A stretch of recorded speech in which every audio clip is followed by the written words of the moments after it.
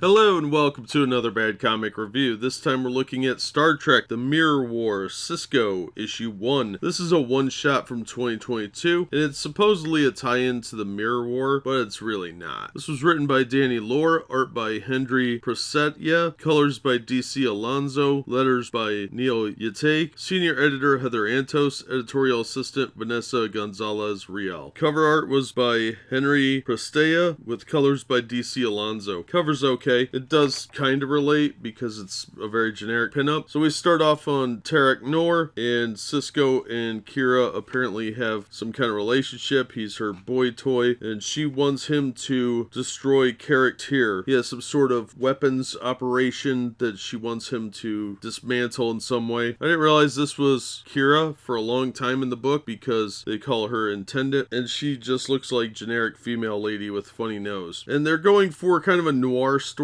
as Sisko meets with the Black Marketeers and comes to an arrangement with Reyes, the head of the black market. And of course, he has to set Kaarak up for a trap and then take him into custody. There's a lot of plot problems here. The most obvious is that he has the Defiant, which he didn't use in the Mirror War main story. And the end of this issue is a lead-in to the first crossover with Deep Space Nine with the Mirror Universe, which was in Season 2. Well, there's an entire episode of DS9 that deals with somebody from the Mirror Universe stealing the plans for the Defiant in Season 4. So the Defiant in this universe not only exists 2 years early, why would somebody go steal the plans for the Defiant if they already have it? There's also a picture of the crew from DS9 on there for some reason. It doesn't really make sense. And further, Worf is pictured in there, and he also didn't show up until Season 4 on the show. So that made no sense at all. And the fight scenes are a little bit forced. There's also a decoy of the Defiant, which I didn't understand that at all. So it felt a little rushed. Some of the dialogue was a little rigid. I don't give the writer too much problem on that. I think the timeline is more of a problem. There is a spelling error in here as well. When he first meets with Reyes, they refer to her as an Intendent. That should have got caught on a review of this. So I think the editing was really badly done. This issue seemed a little rushed and probably could have been a good miniseries if it had time to develop further, because everything kind of just happens, and it happens very quickly. There's a lot of leaps in the storyline, like there's bombs that go off that nobody ever mentioned until they go off. It probably could have been expanded and made more sense that way, but I don't know, it just didn't work. The continuity problems were the biggest issue with this story, so I would say this is a hard pass. I really didn't like this book. It was boring, and it was trying hard to be a noir story, and it just didn't really work. If it had been a different sci-fi universe, like a generic one that this writer came up with, I think it would have worked a lot better. But there's too many continuity errors and little things that didn't make a whole lot of sense. You had to know a lot of Deep Space Nine to really get the most out of this, and even then the continuity issues would be very, very burdensome. So it's really sad that the writers and the editorial team didn't catch the continuity errors, like the very obvious ones. I'm a casual watcher of the show, and I recognize these as continuity problems. So I would have to say this is a big miss for me. The art is not too bad. Overall, I didn't have a problem with it. Like I said, the story would have been fine if this had been a generic universe that didn't have anything to do with Star Trek. Then there wouldn't be any continuity errors. And the editorial team should have caught that too. You're doing a Star Trek property, you should be familiar with Star Trek. Pretty big failure on this one. I'm going to say pass on it. If you get it out of a 50-cent box or a $1 box and you really want to see how bad they screwed up, that's fine. But I don't think it's worth $4. I feel a little cheated because these are obvious continuity errors that should have been caught by somebody. If they had ended the book differently, maybe it wouldn't have mattered as much, but the fact that this is set pre-Mirror War and it ends at the Season 2 Mirror War crossover from the TV show, there's a lot of problems with that. So I'm gonna just recommend not picking this up. It just really wasn't worth it, and it was just frustrating to see the glaring continuity errors. That'll do it for this one. Thank you so much for listening and supporting the channel. If you enjoyed the video, please hit the like button and don't forget to subscribe so you don't miss future reviews. If you want to help the channel out in other ways, links are in the description to various support methods. And as always, we hope to see you on the next one.